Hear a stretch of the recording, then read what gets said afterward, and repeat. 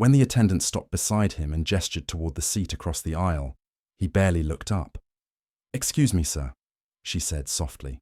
"She'll be seated next to you." Marcus glanced over, and his lips curled into a sneer. A black woman in her mid-30s, dressed in a simple navy pantsuit, was stowing her carry-on. "Before we continue, where are you watching from? Drop your city or country in the comments below.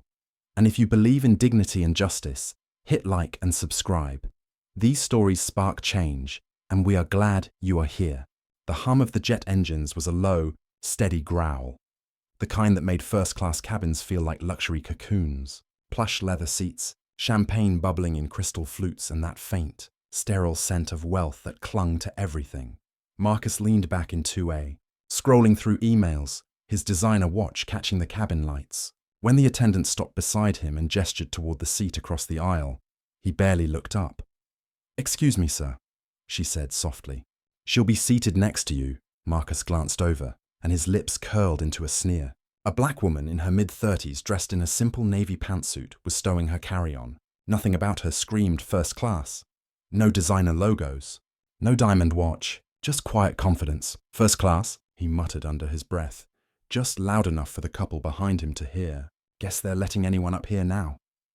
The words landed like stones in the silence. A few passengers shifted uncomfortably. The woman heard him, of course she did, but she said nothing. She sat down, opened a book, and smiled faintly as if his words had bounced right off her. Marcus smirked. "Hope she doesn't ask me to help her with the Wi-Fi," he whispered, chuckling to himself. But beneath that calm exterior, her pulse was steady. Her mind was elsewhere. On the board meeting she was flying to attend. On the company decisions she would finalize by morning. She didn't know it yet.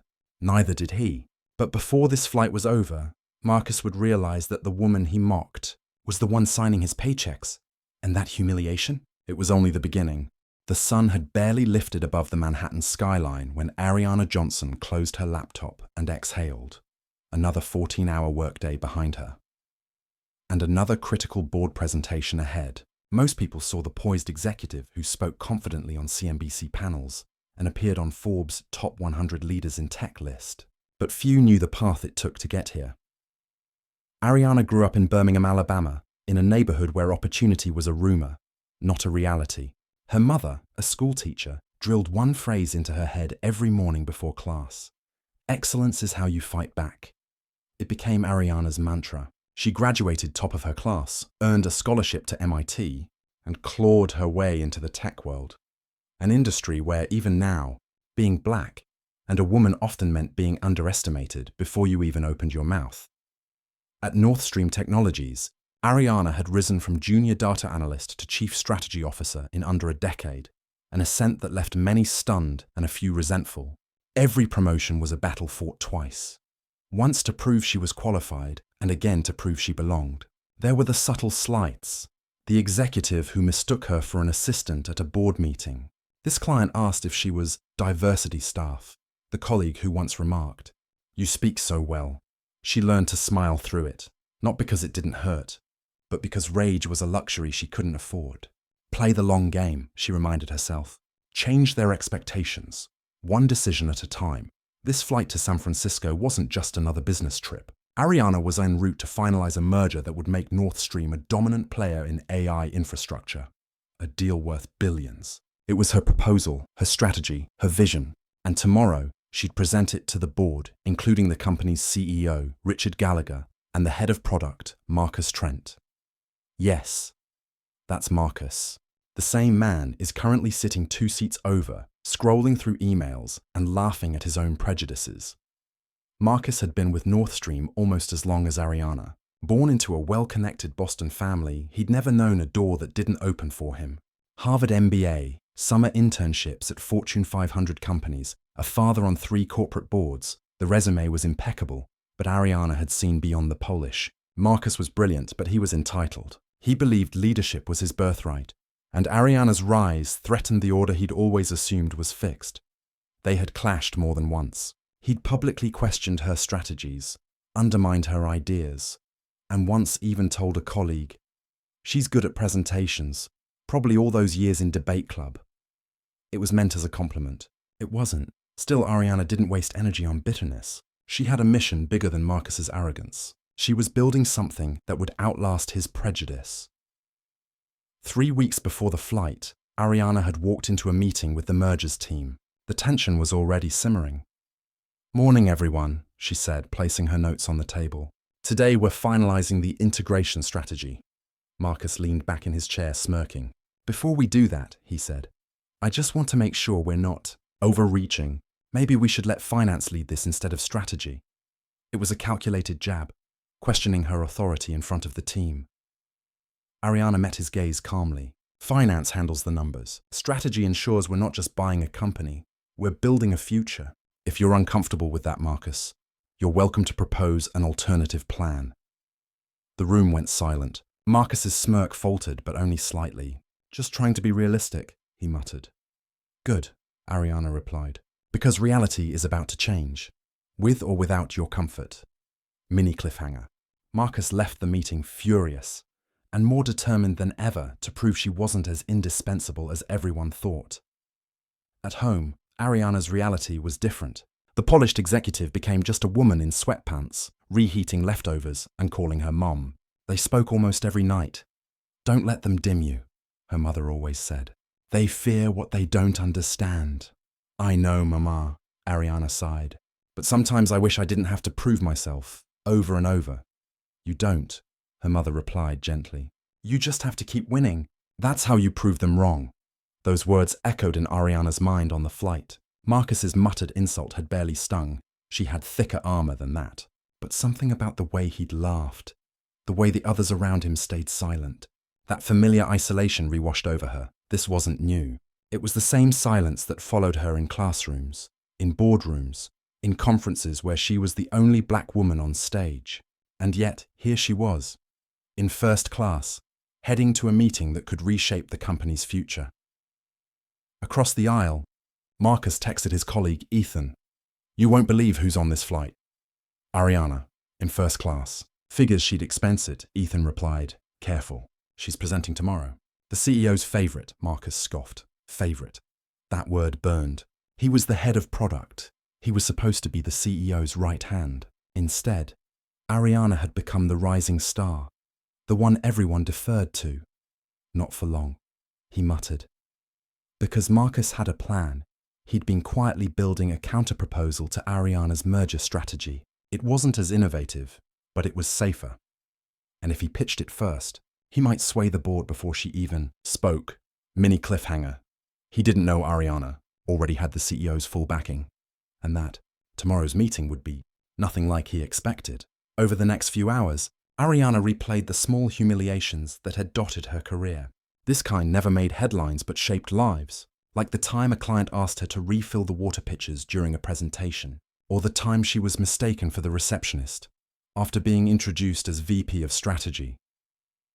Each memory was a scar, invisible but permanent. But the one that stuck most was from her first month at North Stream. She had been in the cafeteria, carrying her lunch tray, when a group of junior analysts blocked the table.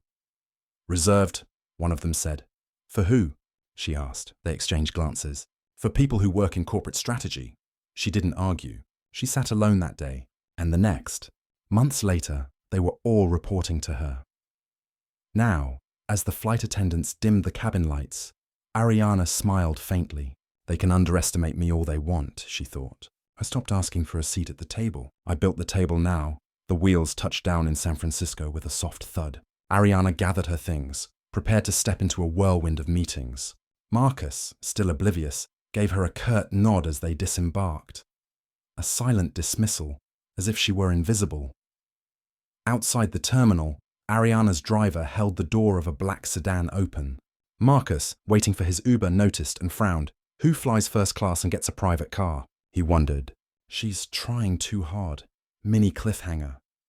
He still hadn't realized the truth, that Ariana wasn't trying to impress anyone. She was already running the show. The next morning, the boardroom at North Stream's San Francisco office buzzed with anticipation. Executives shuffled papers, adjusted ties, and rehearsed talking points. The merger vote was the most significant decision of the year. Billions were on the line. Marcus straightened his tie and scanned the room. Ariana sat at the head of the table, reviewing notes with the CEO. Why is she sitting there? He thought, irritation rising. When the CEO, Richard, walked in, he clapped a hand on Ariana's shoulder. Can't wait to see the presentation, he said. It's going to change everything. Marcus froze. Her presentation? Then the announcement came. Before we begin, Richard said, I'd like to thank Ariana Johnson, who's not just leading this strategy. She's been appointed interim chief executive officer while I transition into the board chair role. The room erupted in applause. Marcus felt his chest tighten. The interim CEO? Her? And then, like a cruel echo of fate, Ariana's eyes met his. Calm, unwavering. Thank you, Richard, she said, standing. Let's begin. Marcus's world was about to implode. The woman he mocked on the plane, the one he dismissed as anyone, wasn't just sitting at the table. She was sitting at the head of it, and the presentation she was about to deliver, it would decide his future.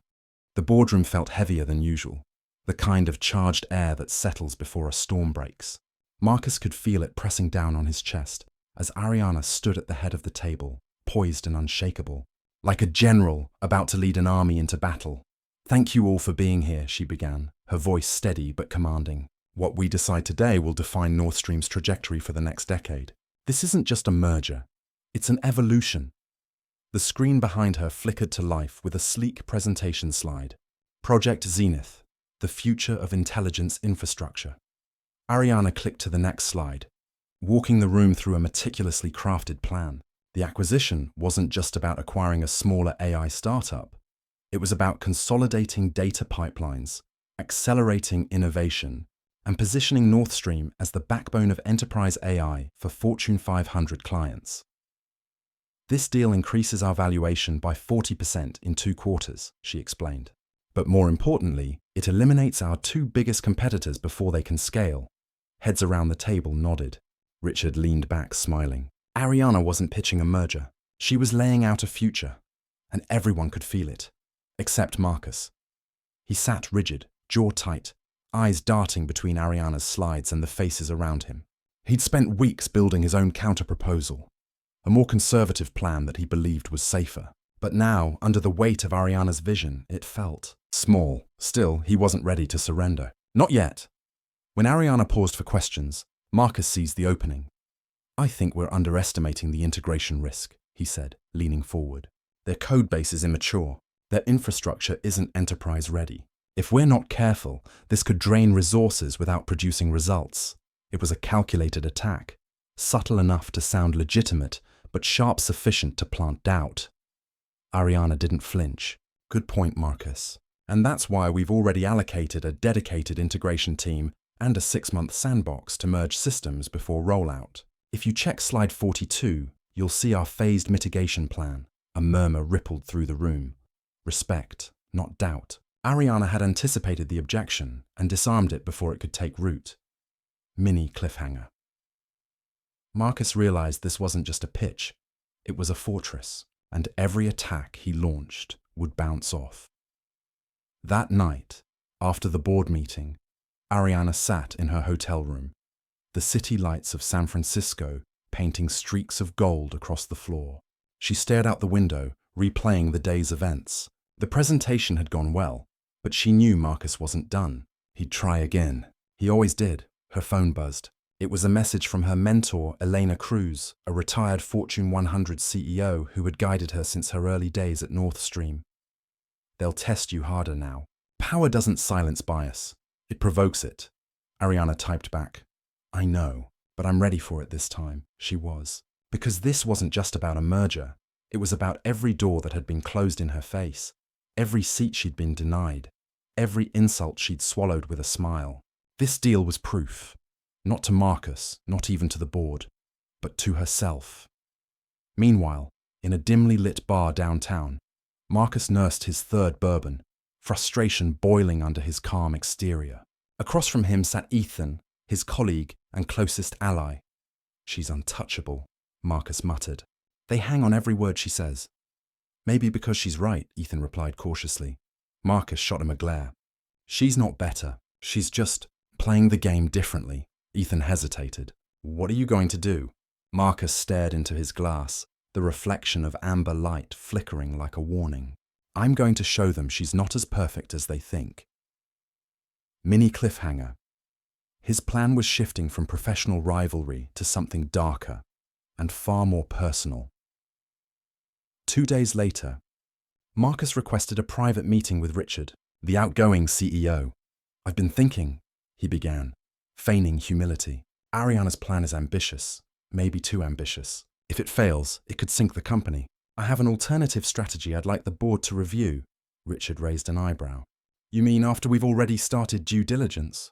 It's not too late, Marcus pressed. I just think we owe it to shareholders to consider safer options. Richard sighed. Marcus, I appreciate your initiative, but Ariana's plan isn't just sound, but it's visionary. The board is aligned. I suggest you focus on supporting it.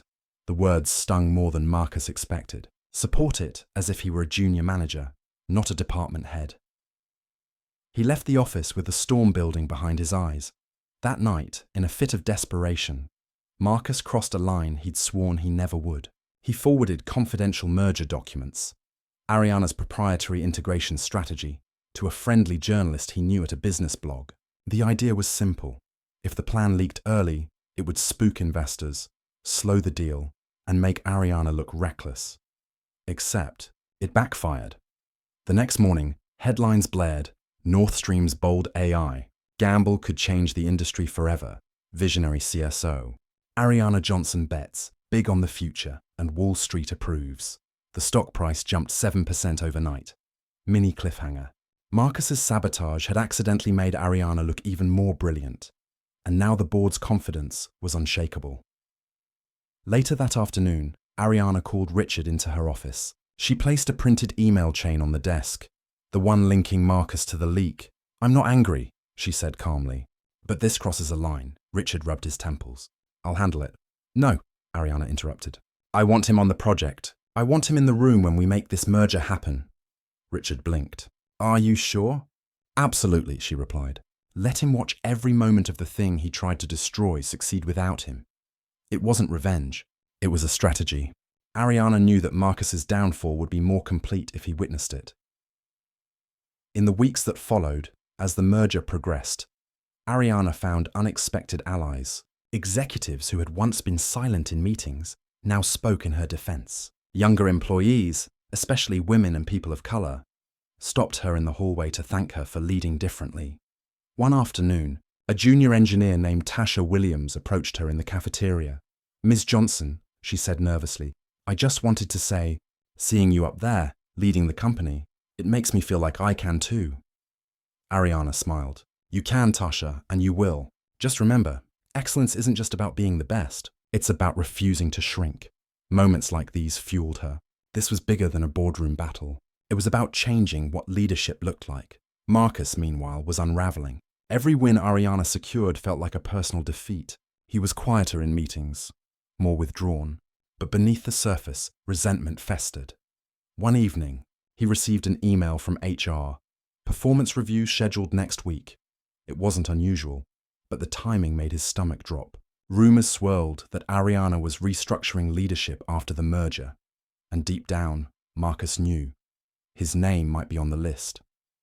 He stared at the ceiling that night, sleep refusing to come. How did this happen? He thought bitterly. How did she outmaneuver me at every turn? The answer was simple. She'd been underestimated all her life, and he had just become the latest fool to do it. The night before the final merger vote, Ariana stayed late at the office. The city was quiet outside, the skyline glowing against the dark. She reviewed every slide, every financial model, every contingency plan. But this time, it wasn't fear driving her. It was a purpose. She thought about her mother, still teaching in Birmingham, about the little girl she once was, the one who was told she'd never make it past middle management, about every "you're so articulate and you're not like the others" she'd endured. Tomorrow wasn't just a vote, it was a declaration.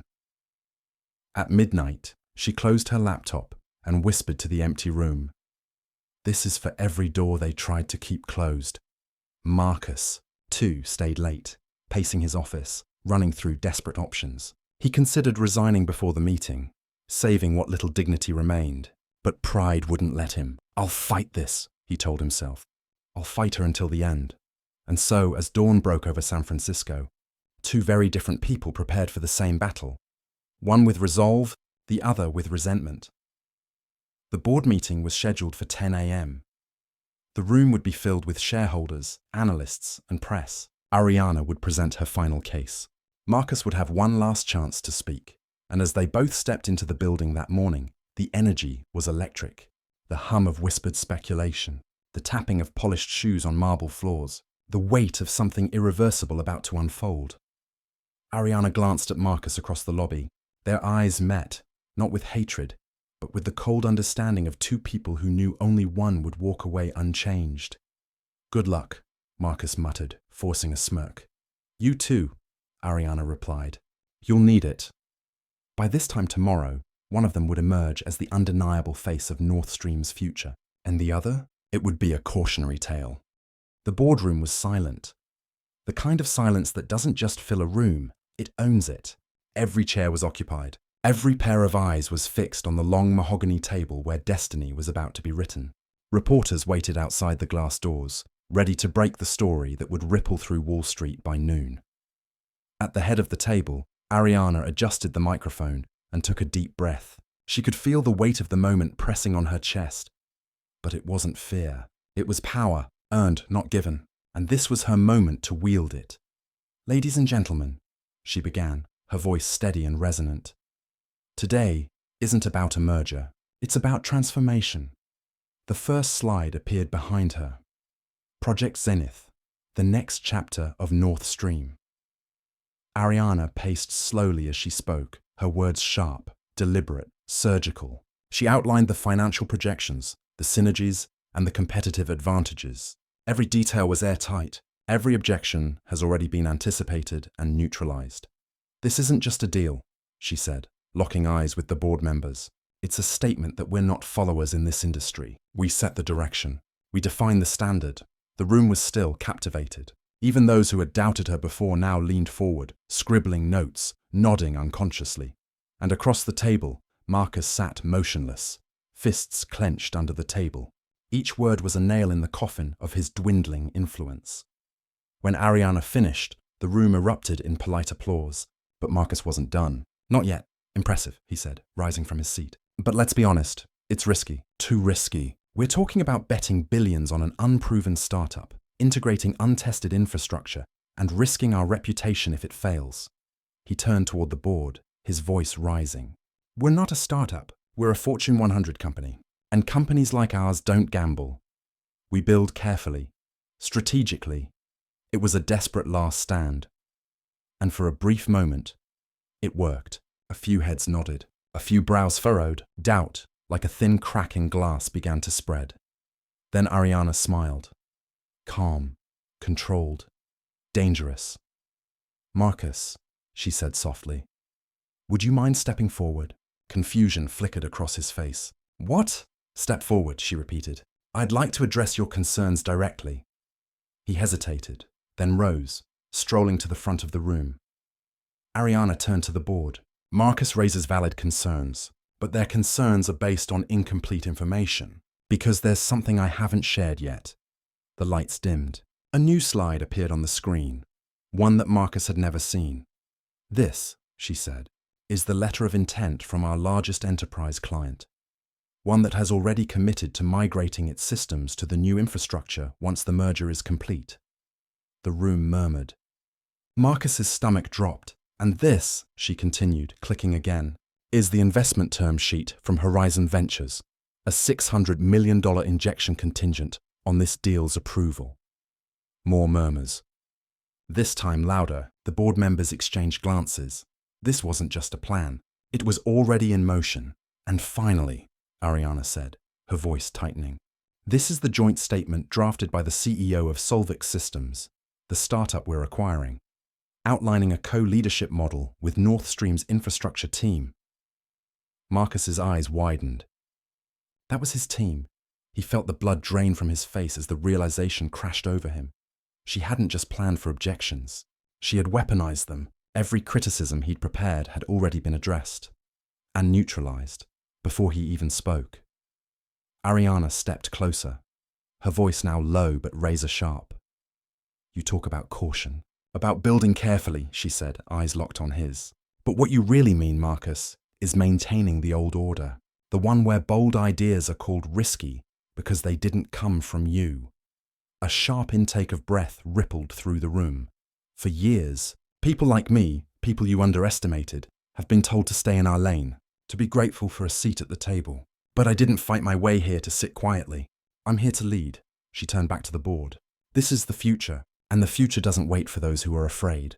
The room erupted in applause. Not polite this time. Thunderous. Prolonged. Even Richard, the outgoing CEO, was on his feet. Marcus felt the world tilt beneath him. He was losing. No, he had already lost. And the worst part was that she had beaten him without breaking a sweat. When the applause died down, Richard cleared his throat. Before we vote, he said, there's one more announcement. He looked directly at Marcus. In light of recent actions, including a serious breach of confidentiality regarding internal documents, the board has voted to remove Marcus Trent from his position as head of product. Effective, immediately. The words hung in the air like a gunshot. Gasps echoed around the room. Marcus's mouth went dry. What are you talking about? Ariana's gaze was steady, unreadable. The leak was traced to your account. We know what you did. He opened his mouth to protest, but the words wouldn't come. Every eye in the room was on him. Judgmental, cold, distant. The same people who once laughed at his jokes now avoided his gaze. Security will escort you from the building, Richard said quietly. As Marcus gathered his things in silence, his hands trembled. The once cocky smirk was gone. The arrogance, the entitlement, stripped away in front of everyone. He glanced back one last time as he reached the door. Ariana was still standing at the head of the table, composed and unshaken, already answering questions about the merger. She didn't even look his way. That hurt more than anything, because in that moment, Marcus realized something devastating.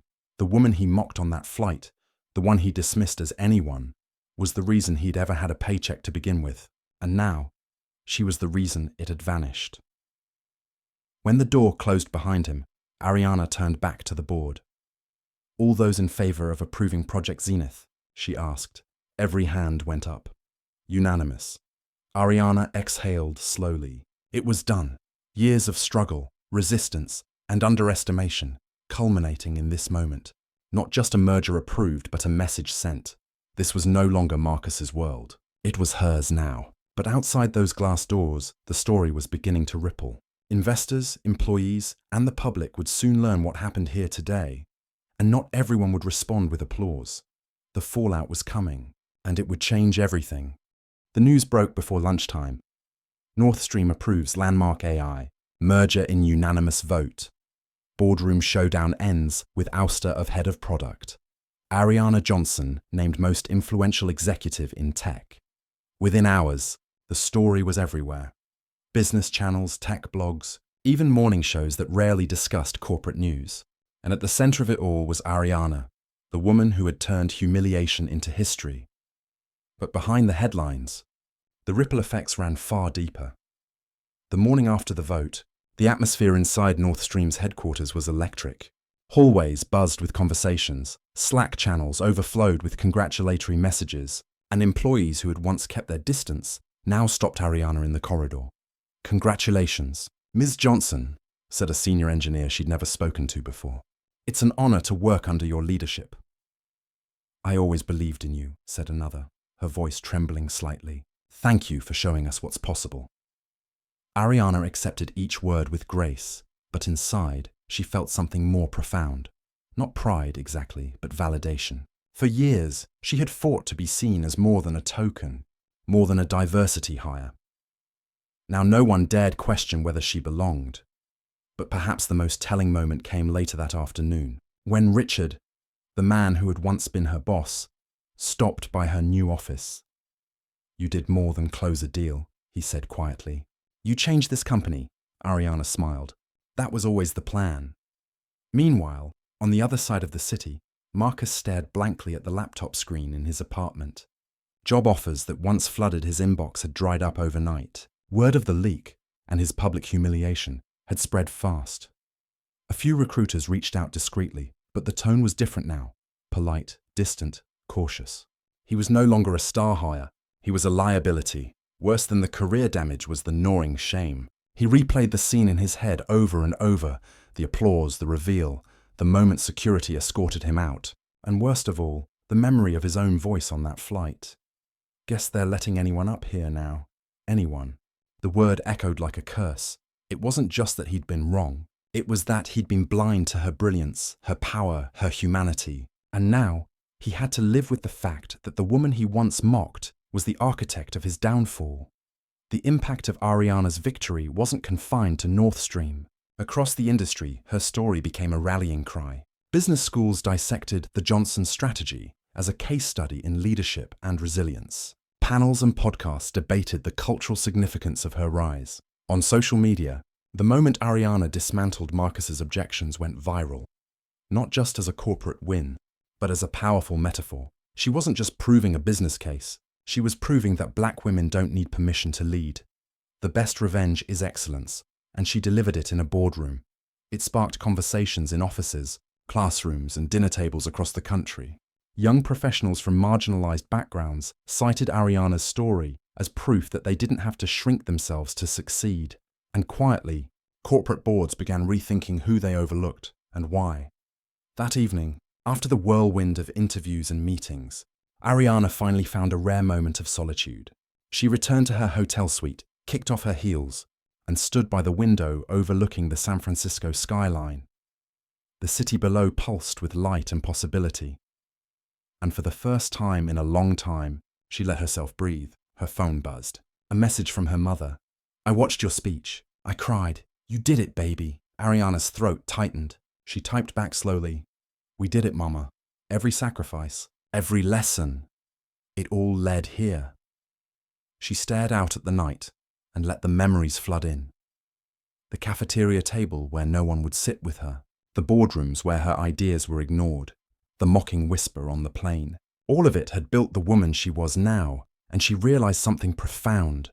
This wasn't revenge. It wasn't even about Marcus. It was about rewriting the narrative that said people like her didn't belong here. 2 weeks later, Ariana boarded another flight. Same airline, same first-class cabin. As she settled into her seat, she glanced across the aisle. A young black woman was hesitating near the entrance, clutching a boarding pass with nervous fingers. "First time in first class?" Ariana asked gently. The woman nodded, embarrassed.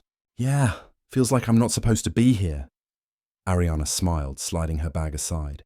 "You are, and don't let anyone make you feel otherwise." It was a small gesture, but it carried the weight of everything she'd endured, and everything she'd overcome. Because Ariana Johnson wasn't just occupying a seat in first class anymore. She was building its future. The boardroom battle was over. The merger was complete. Justice had been served. But the story, her story, had just begun to inspire thousands of others to rise, speak, and lead. Some stories end with revenge. This one ends with a reckoning. Ariana Johnson didn't win because she shouted the loudest or struck back the hardest. She won because she refused to let ignorance define her worth. Every insult, every slight, every condescending smirk became fuel, not for hatred, but for mastery. And in the end, her excellence spoke louder than prejudice ever could. Marcus Trent's downfall wasn't just a cautionary tale about arrogance. It was a mirror, a reflection of how easily bias blinds us, how quickly entitlement turns into fragility when confronted with undeniable competence. His mistake wasn't mocking a black woman in first class. It was assuming that class had anything to do with appearances and nothing to do with capability. But the real lesson isn't about Ariana or Marcus. It's about us. Because every workplace, every classroom, every boardroom still has its versions of that first-class aisle. Places where people are judged before they speak, doubted before they act, underestimated before they're even known. And every one of us faces a choice. Stay silent in the face of that bias, or build something so powerful it shatters the ceiling entirely. Ariana chose the latter. And because she did, countless others will now believe they can too. So ask yourself, in your office, your school, your neighborhood, if you saw someone being dismissed for who they are rather than what they do, would you have the courage to challenge it? Or would you wait until the day they're signing your paycheck? Tell us in the comments. If you were in Ariana's place, how would you have handled Marcus? And if you were in Marcus's shoes, would you have seen her power before it was too late?